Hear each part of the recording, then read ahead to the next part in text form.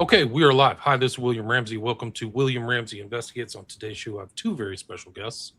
Their names are Robin and Rick Marcelli, Marcelli. They published a book, full title, if you're watching this on my three YouTube channels, X, Rumble, Substack, or listening to this on my podcast.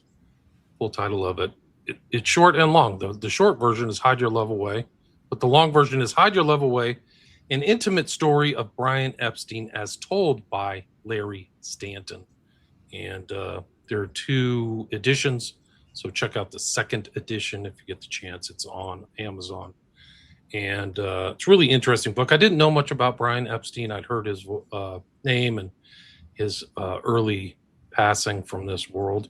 But there's a lot to learn in this and a lot of overlapping things. We were talking a lot in the pre-show. At least I was talking a lot in the pre-show, and I was mentioning to my guests that I really should just hit the live button right at the beginning because the pre-shows are very interesting. But they have an interest in the film Manchurian Candidate. When I was reading through the book, central players in that film are right here in this book, like Lawrence Harvey. There's a huge picture of Lawrence Harvey in this book, and Frank Sinatra. There's a few pictures of him and subject matter. And some of this, their research overlaps with mine, Children of the Beast stuff that people, Aleister Crowley influenced, because there's the Cray brothers, and Lord Boothby was very close to Tom Dryburgh, which is a name not very well known in the U.S., but very well known in the U.K. He was basically the head of the left-wing party there, Labour Party, but he was also Crowley's protege. He was supposed to be the one who came after Crowley died in 47, but Dryburgh did not pick up the mantle of occult overlord, but he did pick up the mantle of Crowley's kind of interesting life, personal life, I should say. And Epstein had one too. This is an important book, I think, because this is a time before our time. We're much more tolerant towards people's sexual orientation. But back then in the 60s, there were still laws against it and things like that. But there's a lot to talk about. So I welcome Robin and Rick Marcelli to the show. Welcome to the show. Hello there. Hello, William. Yeah, it's a pleasure. By the way, William, I just want to say to you that you pronounced her name correctly. It's Marcelli. But if we go to New York, anything past the middle of the country, we have to pronounce it Marcelli. Otherwise, they'll kill us if I say Marcelli. Right. Well, I thought it was it's a job with two C's. That's my understanding. So you can do either if you like. I don't mind. No, they just in California they didn't know from Italians back in the day. So that's all good. So for people who haven't heard your name, I mean, you guys have a long backstory. You've done a lot of research in this book, also about kind of like the past history of LA. You grew up in LA. Maybe you can talk about how the genesis of this book came together. Hide Your Love Away. Well, first, I'll say that Rick and I have known each other for decades, literally decades. And we met in Hollywood, and our history goes way back to the music industry, traveling around in some of the same circles as well. I've been into managerial, administrative business for about 45 years. Worked at UCLA and managed multiple buildings that were operated by UCLA Extension. I am EMT trained, nationally trained.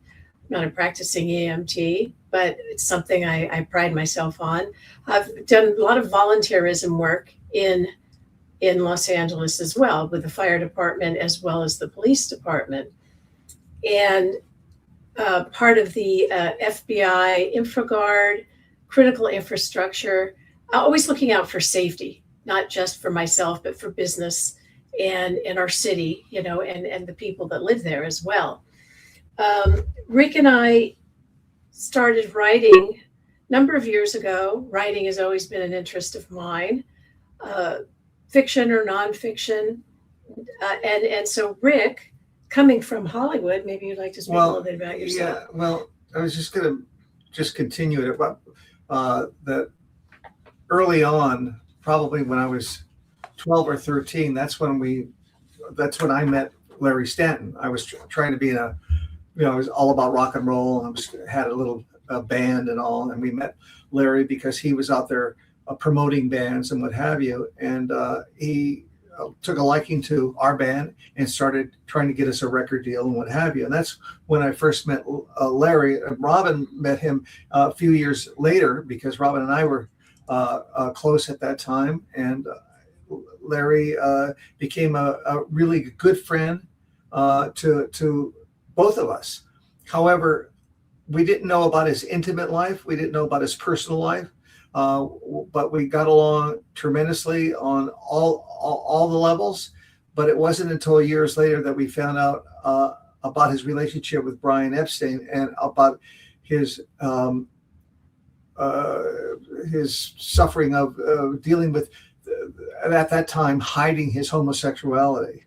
So we were having, Larry had mentioned Brian's name in the past, but we didn't think anything about it really at that time. But we started having some, later in years, in-depth conversation about just struggles in life. Larry was Jewish, Jewish, he's passed away. Brian was Jewish. And the fact that they were gay, of which Larry Stanton didn't even mention that until I started talking about some struggles of family and friends, particularly my father, and some struggles that he had. And it was like the dam opened. Larry started telling us all these very interesting stories about his relationship with Brian Epstein. We couldn't believe what we were hearing. It was some of the details he was providing. We kind of stopped and said, "Listen, you should write a book about this." And he said, "Well, I'm, in my age, it's not something I really want to do, but why don't you do it?" Well, we took him up on that, and we jumped on gathering all the details that we could and doing our own research. And you got to understand, during that time, when Larry was involved, first met Brian Epstein, this was in about 64. Yes. Homosexuality was illegal in England as well as it was in the United States. In fact, I think when Brian died in 67, Brian Epstein died, that's when they started turning the laws around in terms of not making it Accepting illegal. Homosexuality. But imagine at that time, you have two men and a world of people, I guess, that could not express their love for each other. They couldn't, when Robin and I are walking down the street, we hold hands and, we're affectionate to one another. They could not do that without fear of being arrested. So it created a lot of different things. It created fear and panic, and it made them hide.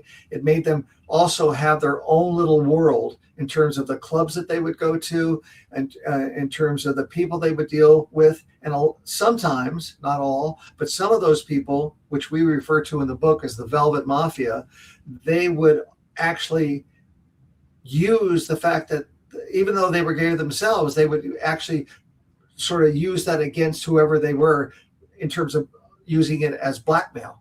So it was because a lot of these people in the record industry at that time,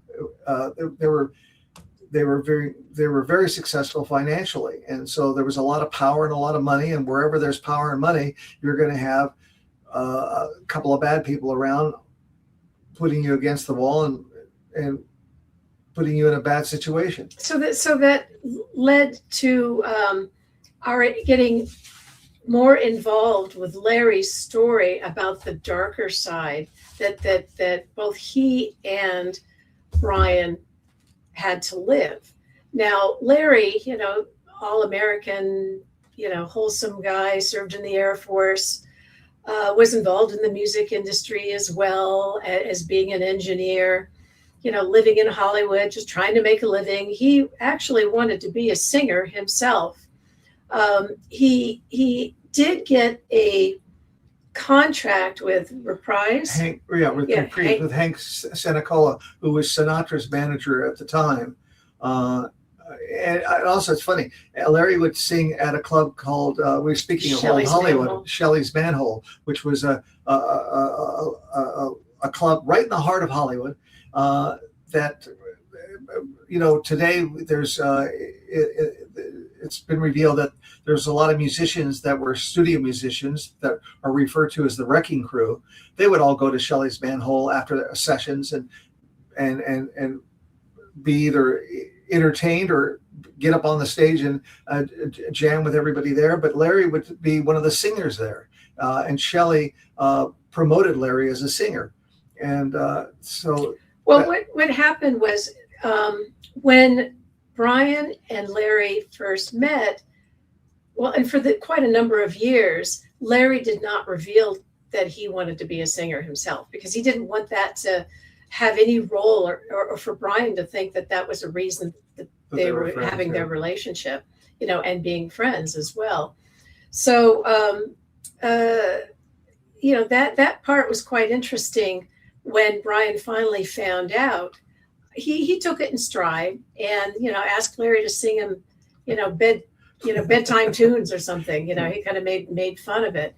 But Larry had told us again exactly how they met, where they went, and going all through Hollywood. And that's something in Hide Your Love Away that we try to lead a trail for people. So, I mean, if somebody wanted to go to Hollywood, they could actually find these places or addresses. Now, a good portion of them don't exist anymore, but that was the other thing that was very important for us, was to give people an opportunity to not just know what was happening on, across the pond in England, because that's where Brian lived. He did come to LA quite a number of times, and not always on business. It was personal. And a lot of this time was when Larry and he would meet. Brian, obviously had a staff, and in fact, I think his secretary is still living and lives in Australia.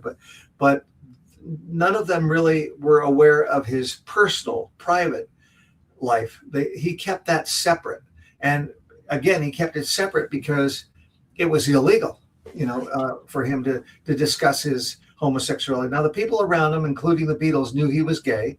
No one had a problem with it, but the world public didn't know about it. And he was worried about the public perception of what would happen. His intimate world in England and what have you, he wasn't that concerned with, but he didn't want something to get out that could harm. He was very concerned about the Beatles, and he didn't want to harm them at all.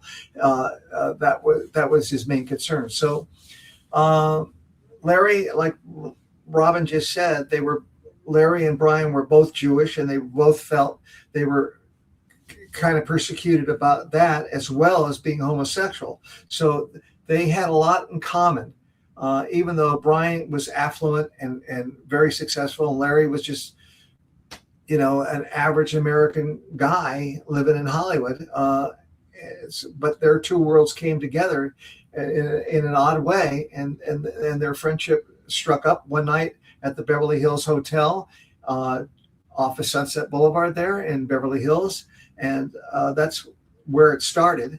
And their relationship started off as a very, a lot of romance involved between the two of them. And they ended up really being soulmates, trusting each other, talking with each other. Because Brian, contrary to what some people may know about him, he had a great business sense and flair for being able to attract or understand what kind of groups entertainment would really be attractive to young people at the time. He was once asked, he had the emotional makeup of a 14-year-old girl. So when he was looking at a boy band, he would go, they would be attractive to women, and he was referring to himself, but only because he had that kind of eye for that kind of understanding. Well, and that was the Beatles at the time, right? Their initial kind of move into the U.S. is clean cut, then he haircuts. Yeah, and yes, he put them in suits. He thought suits was a very good thing because he thought that was more embracing to families. To the parents. Which was interesting because the Beatles started off wearing leather jackets and jeans, and the Rolling Stones were kind of wearing little suits in a way. And Brian got them out of the leather jackets and put them in these wonderful little suits and beetle boots, if you remember, the Cuban boots with the heels. And so he classed them up in a way and made them more acceptable to all audiences, including an American audience, where mothers and fathers would go, okay, they're okay. They're not ruffians, so to speak. But he was a visionary. Brian Epstein was a visionary. And I don't think enough people give him credit for that, or because we don't believe that the Beatles were obviously very talented, very successful, but you need that one person that could take you over the line and get you noticed and get the industry and all the machinery in place. And that was what Brian could do. He was very good at that. He was very good at taking care of the four lads that he had, and we feel he did a really great job. When he did die, the Beatles were, I believe, they were with the Maharishi at that time, and I think Paul McCartney said that they lost their way once Brian died, and of course a year after that the Beatles broke up and what have you. Now, if Brian was alive, would they have stayed together? I mean, who knows, right? I mean, it's possible, or certainly it would have been different. It certainly, wherever it went, it would have been handled differently than it was when he. They certainly changed character, that's for sure. Yeah. I think the actual date of Epstein's passing was August 27th, 67. That's right. I think you wrote in your book that they were in Wales or something with, during their with the Maharishi Hindu phase or whatever the guru Right. phase. Yes. So people, besides the great business side to Brian and with other groups that he promoted and managed as well, he had a very loving, friendly, caring side to him. But then there was the dark side, and that dark side that it's like he fell into the trap, he fell into a hole, was just because of his sexual preferences in life. And there was, going back to Hollywood and how Larry met Brian initially. What year was that? That was in 64. 64. So it was Yeah, it 64. was in 64. That was the year of the Beatles coming to the U.S. too, right? Correct. So it was right. Correct. Yes. And so Larry at that time was driving a taxi cab, and he had some friends there as well.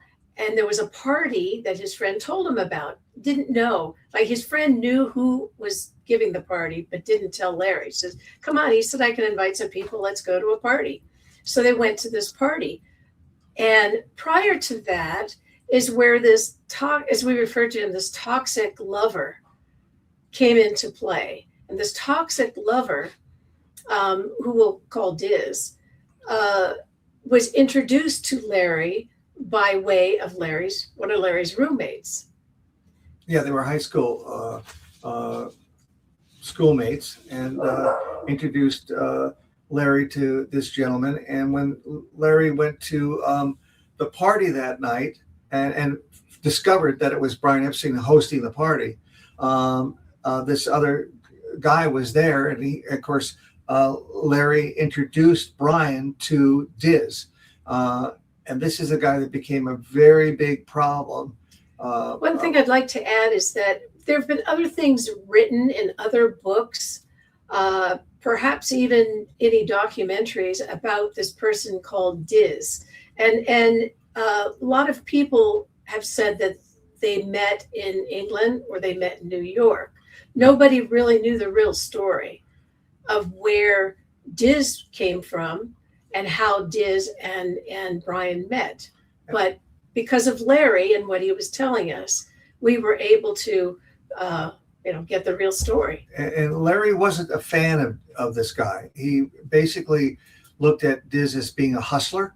This guy was a man that was always looking for an opportunity and didn't waste any time trying to achieve it. And so even though Larry takes credit for introducing Brian to Diz, he also feels that he wished he didn't never have done it. In fact, he believes right up to the point where Larry passed away, he thought if he ever could see Diz, he would want to basically punch him in the face. He just thought he was a really unethical guy. Probably more than punching. And you're saying he's known, this character is known in kind of Beatles or Brian Epstein history and lore. Yeah. But it was interesting that we discovered where that relationship started, because no one can really find it. Of course, we get further into the book, this character disappears completely, and we're not sure exactly.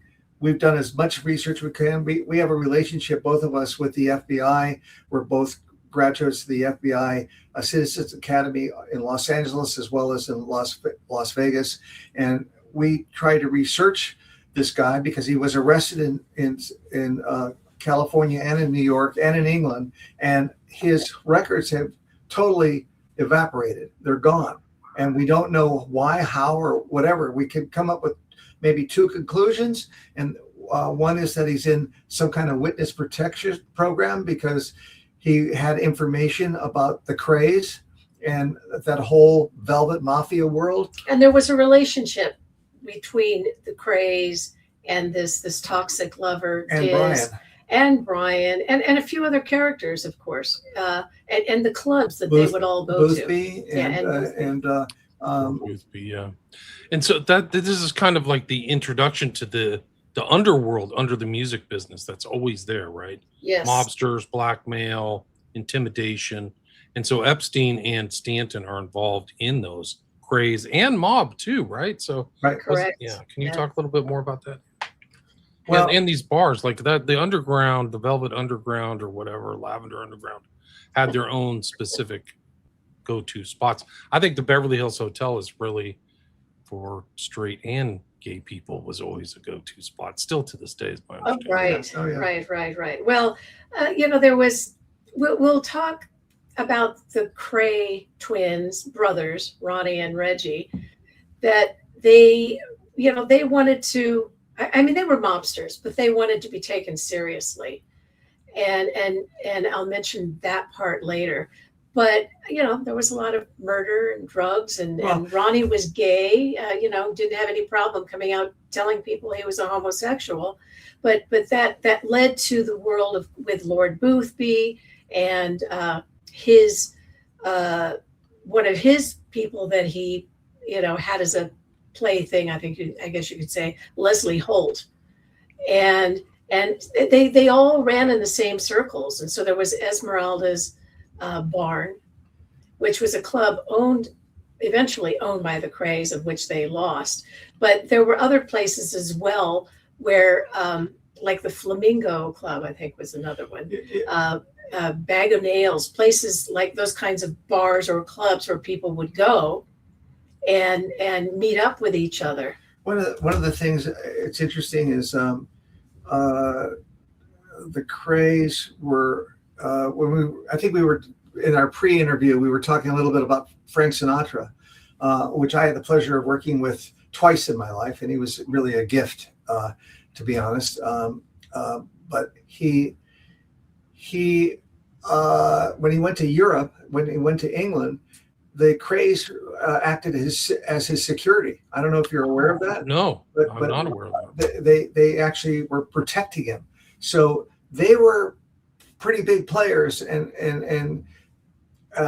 they were part of a mob. So it was the Kray. The twins were the most brutal, but they had an older brother too, and then surrounding things and stuff. I don't know if the older brother he wasn't really that involved with them, to our knowledge. Maybe you have different with regards to the mob part of it. I don't know. But and of course, the mafia here, Cosa Nostra here in the States, wanted to do business with the Krays at one time. So that was all ongoing. The Krays were the big deal in London. They really controlled a lot of. They had power. They had some power, and they were brutal. They were. Right. You tell about it in the book, right? Like, yeah, one of them walked into a bar and just ended somebody's life, right? Well, that's just it. And who was at the bar, ironically, was this character, this toxic lover, Diz. And now he didn't get pulled in as a witness. He escaped that. But he also, that night when he witnessed that murder, he ran to Brian and Crying for help. Crying for help. Of course, Brian, even though he knew he was how do you say it, two-faced or a bad, a toxic lover, let's say, because he was reaching out to him, he opened the door again to him. And well, unfortunately for Brian, there were the other people in his life where he had these gay sexual encounters. But Diz was the one. That's why we call him the toxic lover. That Brian was he was hooked on. One could say love. He loved him. He was like a bad He expressed drug. that, but yeah, he was addictive to Brian, Yeah. and that caused a lot of turmoil within Brian's household as well. With the people, the servants that he had, for lack of a better word, gentlemen's gentlemen working for him as well, and he lost one of these people because of the trouble that Diz was causing within the household. And that was the problem. For anybody else Brian tried to have a relationship with, and that included Larry. That's why where their relationship started off as sex and romance, it ended up being a trusted friend, and that's why I say soulmates. He poured his heart out to Larry, and Larry in turn would pour his heart out to Brian as well. And that continued up into the time, the last night of Brian's death, as a matter of fact. So, you mentioned about drugs too, or this person as a drug, but Epstein did have a connection to pharmaceuticals as well. Is that right? Right. Yes. Right. He did. And it's interesting, from what we could tell, is he was introduced to pills, I think, by John Lennon. So, again, you're talking about the 60s, free love, all these different drugs were coming about that were new to the new generation. And our whole, it's interesting, but we lost our president, John Kennedy, the year before, and I believe that was 63, if I'm not mistaken. November 22nd, 1963. Right. And our country, in our opinion, went into a depression. I mean, we all loved that president. We loved the whole idea of Camelot, let's say. And it wasn't until the Beatles came to America that we kind of snapped out of that depression. And our whole the Beatles didn't just bring us good music. They changed everything in our culture, from what we wore, bell bottoms, mini skirts, language use, boots, haircuts, language that was being used, and recreational drugs became a big deal. So all of that was going on at the same time. It was like an explosion in 63, 64, 65 that happened, and it kind of amazing that that we survived it. But and I'm not saying that it was good, or the drugs. I think we could have. It's a component to the story, though. Yes, it is. Yes, it is. And so much came from that time period, from the Beatles to Bob Dylan, to you name it. And so it's just again, a lot of money, a lot of power. You've got Brian holding on to the biggest act in the world. No one's ever seen anything like it. Maybe just before that would have been Elvis, but never from Europe. We never accepted. We never knew anything about a band from England. That was all new. Well, it led to the British invasion. Yeah, the British invasion. So and then you had the Craze. You had Lord Boothby. You even had a guy that was trying to make it at that time. He wasn't a big deal at the time, but Robert Stigwood, who was trying to become what he later became, which was a major manager and major producer. But he was chasing Brian. He wanted a piece of Brian's action. They all did. I They all mean, did, right? Because it was huge. I mean, the money that was coming in. And and Epstein had an entourage, retinue, whatever you want to call it, people working for him. It was like Yes. it was an industry. So he Right. had a lot of serious responsibilities, especially after 64. Would you agree with that? yeah. Oh, yes, Oh, yeah. of course. Oh, yeah. And even to keep his relationship in the U.S. with Larry going, had asked Larry to help him. Now, this was like off the books or off the records, as far as people in England would have known about. But he would ask him to go scout out people or see who we can make contacts with as well, which even included Colonel Parker. With regards to the Beatles being able to meet with Elvis. So he tried to keep Larry as involved as he could, because it's not like he could come to the United States often. But when he did, they did meet up together. Right, so And so that was very I important. think Larry got him on, was it the Regis Philbin show? Or? Yes, Yeah. it was the Regis Got him on the Philbin Regis show. Philbin show as a guest. That was through Larry's connections. So, yes, there were drugs involved. Yes, Brian was partaking in those drugs. And yes, there were times that he was depressed. It wasn't all fun and flowers when it came to the Beatles. I mean, you understand, the Beatles got all the credit. When they won their award from the Parliament, I think from the Queen, when they got, they weren't knighted. They got that other award. I can't remember what it is right now. But Brian had a quote that he didn't get an award.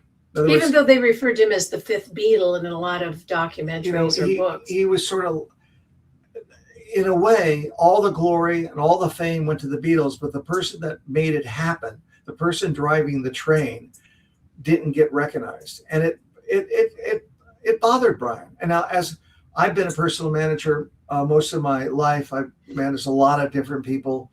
And I understand that, because all the glory goes to the act. It very rarely ever goes to the personal manager. So he felt bad about that. Where was and he was hospitalized, right, for something. Epstein was too. Yeah, so he was. And there's an argument that you can say, okay, well, maybe he committed suicide. Maybe he had enough of it. However, it's an interesting thing.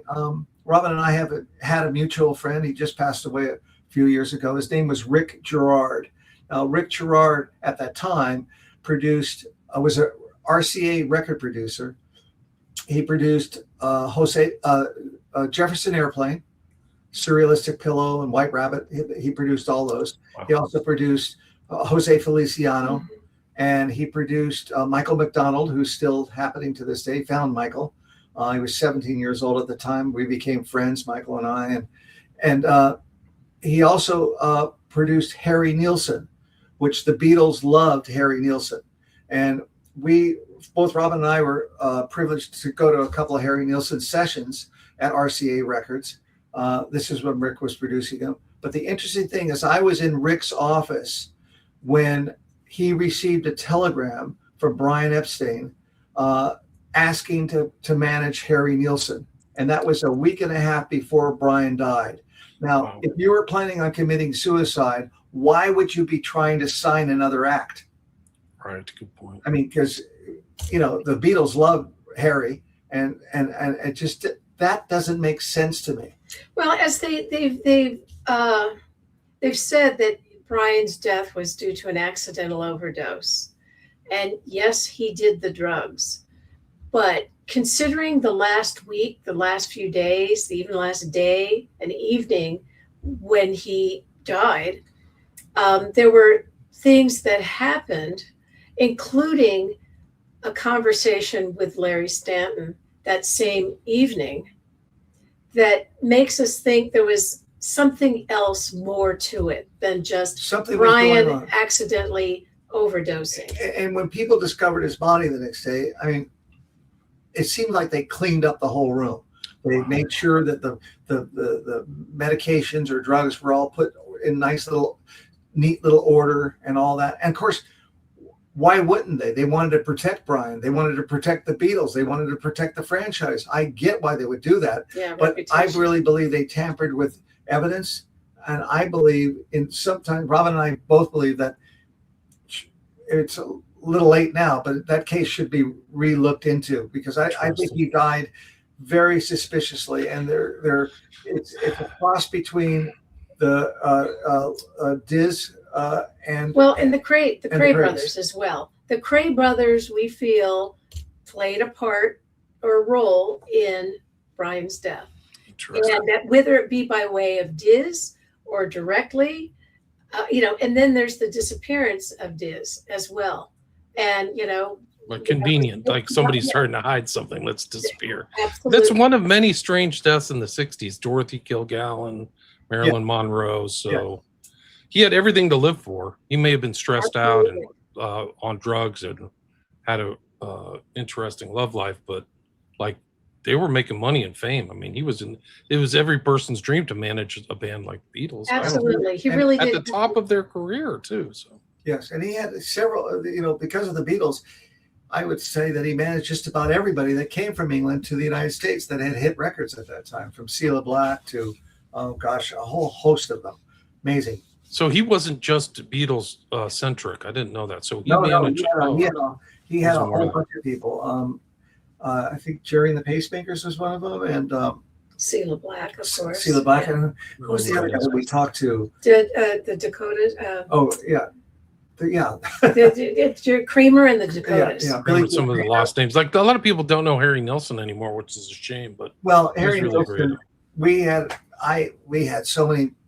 Yeah, kind of fun experiences. He passed away too young, I think. Yeah. When he had his own company, he was the most amazing guy. But another guy that was filled with problems. In fact, the last time I saw Harry was at a restaurant in Hollywood called Martoni's. It was on Cahuenga and off of Sunset Boulevard. And he was sitting at the bar completely snockered and just depressed and angry. And it was really, really sad to see that, because he was, I think, a really magical guy with a really beautiful voice. Yeah, self-taught too. I think he was a self-taught musician. And I'm trying to remember what his most famous song was. It was... he Everybody's Talking, I think. Everybody's Talking. Yeah. Now that's an interesting song, because Everybody's Talking was written by Fred Neil, not by Harry Nilsson. Fred Neil, I worked for a man named Nick Vinay. Nick Vinay was an A&R producer at Capitol Records. He signed the Beatles, Linda Ronstadt, the Walker Brothers, who's the Bobby, the singer? Darren. Bobby Darin. He was next to Phil Spector. He was probably the second most popular record producer at the time. Well, I worked for him in the A&R department. For Fred Neil, wow. Capitol Records is that building, the circular building that looks Correct. like Yeah, it looks like a bunch of records. Yeah, we were on the each fourth floor, and so Nick produced Everybody's Talking with Fred Neil. I took that record over to Rick Gerard. The next thing I knew is Harry was cutting it. And I thought, I didn't think much about it. But then Rick said he put strings on it, which I went, really? And I ran back to Nick Vinay and I said, you're not going to believe this, but Rick just put strings on Everybody's Talking.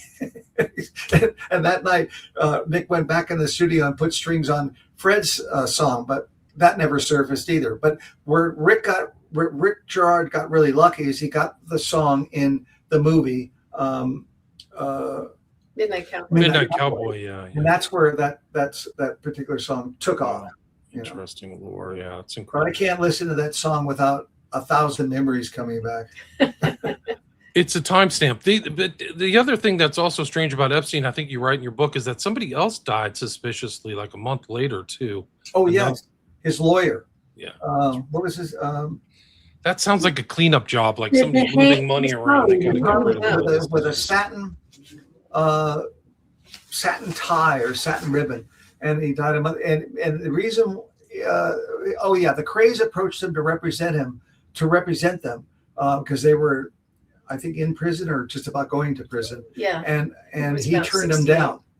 And the next thing you know, he's dead, committed suicide. So to me, all of that is very suspect. It should have been looked into a little more. And I'm not It saying just something doesn't fit because of like the height of fame and what he's doing and where he is. Like, it's all too much. I'm going to commit suicide. It doesn't. Right. It's like a non sequitur. It doesn't follow the logic. Like if he was at a down phase and not doing anything and strung out on drugs, but like he was young. I think he's 33 or something. That's right. Yeah. He's a pretty young guy. Yeah. Got his whole life ahead of him. Right. People Right. have ups and downs. So. And he did have a struggle, which ended him up in the, I think it's Priory Hospital. Psychiatric. For psychiatric reasons. Maybe he was having a breakdown. It could have been combined with drugs at the time, but he overcame that. And he did have a lot to live for. And with his brilliant mind. And the fact that he did go to the Priory, the fact that he did go to the hospital, he recognized what was going on. I mean, otherwise there would be no hospital. There would be no. So there's a lot of suspicion. There was a lot of troubled people at that time. A lot of people had psychiatric things because of the drugs and stuff. 60s was much rougher than people might realize. It wasn't all flowers and dancing in the streets. Yeah, peace and love. It wasn't all that. I wish it was, but it wasn't.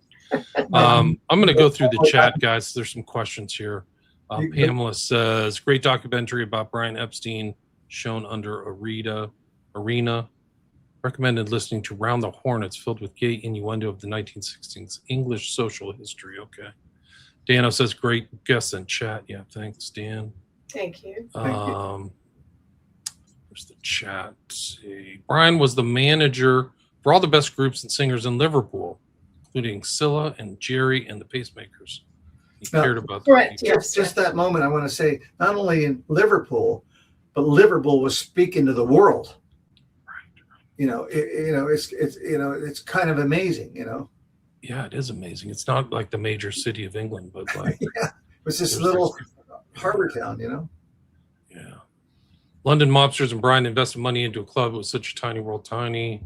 It's thought that both the Cray twins were friends of Dorothy. Dorothy Kilgallen, who? I don't know if you can. The Blind Beggars. We don't know that. But yes, the Blind Beggar, I think we mentioned that in our book as well. But it is. Here's the picture of it for people. Yes. It's interesting about Dorothy because that goes into another subject of Marilyn Monroe, but that's a whole other situation that also is very suspicious. Pamela also says Brian wasn't familiar with rights and license. Virtually all the original Beatles merchandise, they made little money.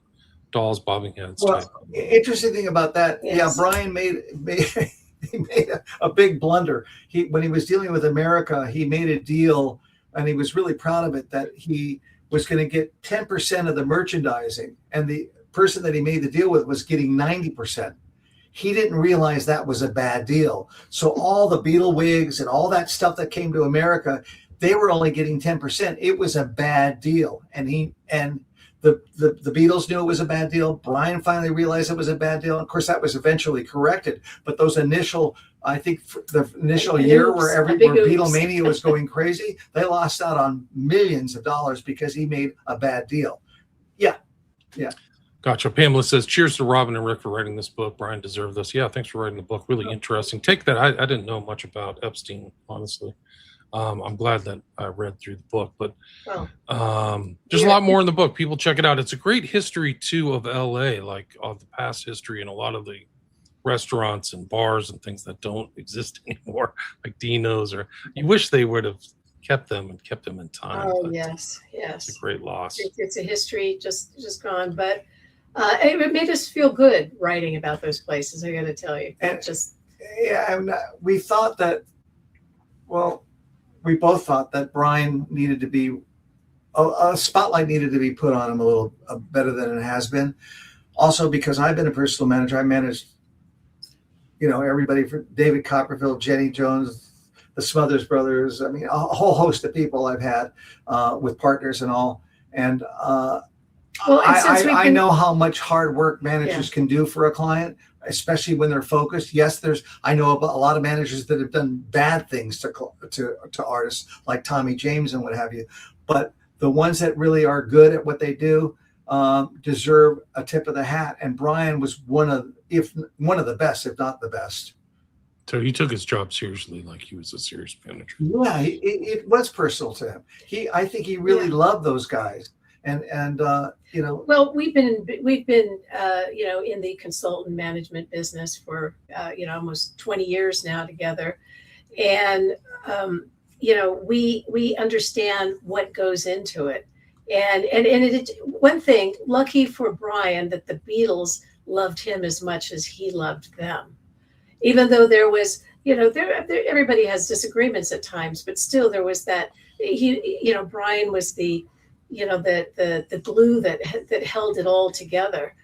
But we can definitely understand that because you know, we've had those kinds of relationships with people we've been involved with as well, and along with some of our other projects that we've worked on together as well. I noticed there's a question there that says, why were the Beatles paid so poorly under Brian's management? Well, first off, I don't know specifically what you're talking about, but you got to understand at the time in the 60s, all of it, live performance, arenas, was all new. There had never been that before. You know, they were playing off if you ever see them playing at Shea Stadium in San Francisco, their little amplifiers are mic'd. They had no sound system like they do today. They had none of that. It was virtually a new business, and they were learning every day, and everybody was ripping off everybody at that time, because so it was but not to Brian's neglect or fault. Yeah. Let's just put it that way is the answer. They were just figuring out how to monetize it beyond records. That was really it. There just wasn't that thing. I think even Elvis, some of those shows he was doing when he was touring in the 50s were tiny compared to like what he did later, but like, oh yeah, you know, so they were intimate. I mean,